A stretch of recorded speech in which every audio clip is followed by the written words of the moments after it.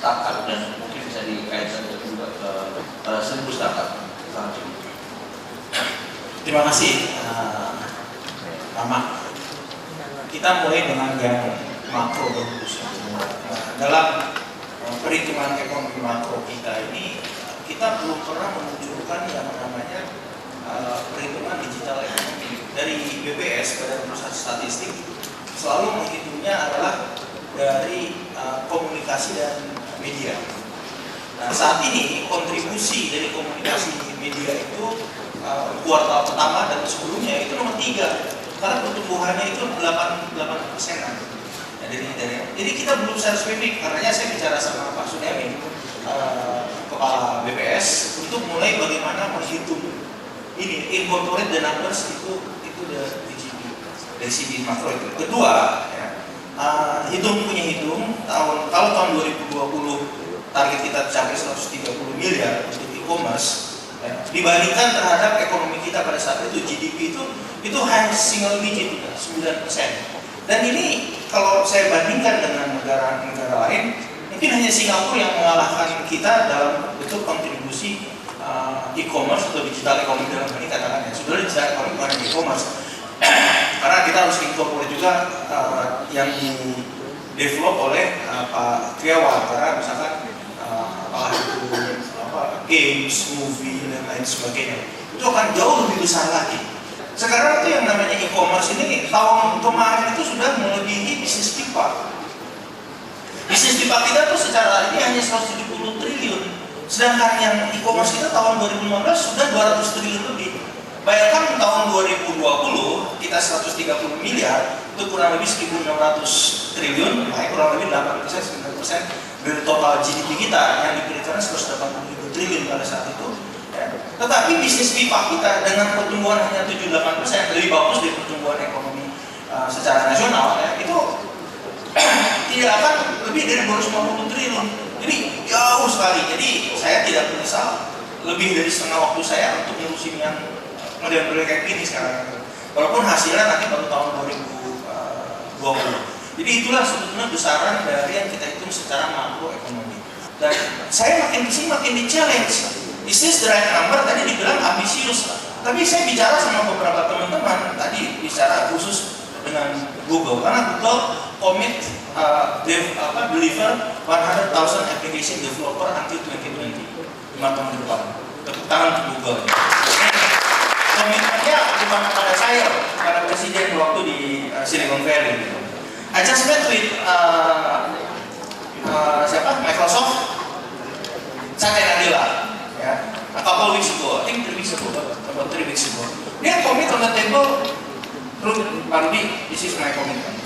Application developer sekian, dan average nanti startup yang sudah melewati semua proses, udah digambar proses tadi.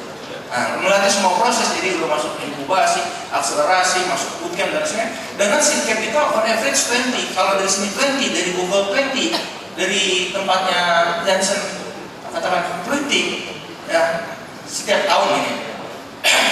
Jadi setiap tahun kan kita butuh 200. Ini bukan angka yang bukan angka yang pesimis. Bahkan mungkin angkanya akan bisa lebih besar lagi.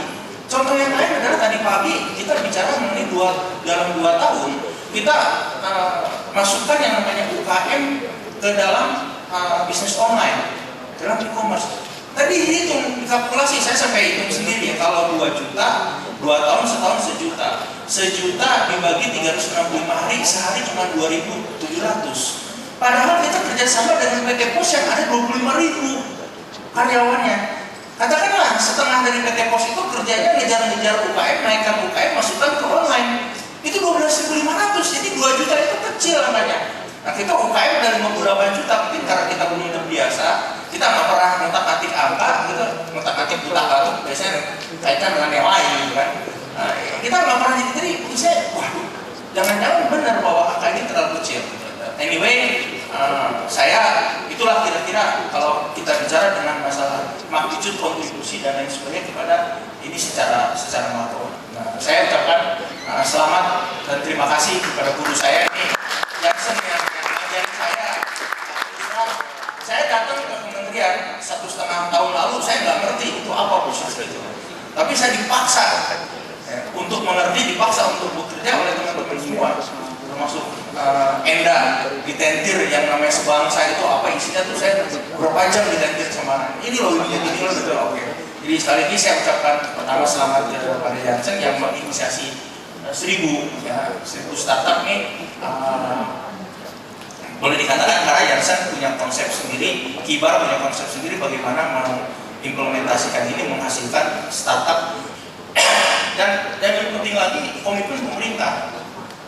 Bersama-sama saya, sama Pak Triawan, sama Pak Tom Lengkong, sama banyak ada 8 kementerian lembaga bagaimana menyiapkan memberi kebijakan-kebijakan. Kita belum di sana, belum selesai. Tapi salah satu contoh yang saya lihat, kita kan ada roadmap yang belum jadi perpres, tapi kita udah tahu sama-sama isinya. Bagaimana kita mengaris isu tax, bagaimana kita mengaris isu funding. Mudah-mudahan ini kick off ini betul-betul bisa menjadi suatu gerakan kembali. Ya, 1.000 startup program ini is not belong to my ministry.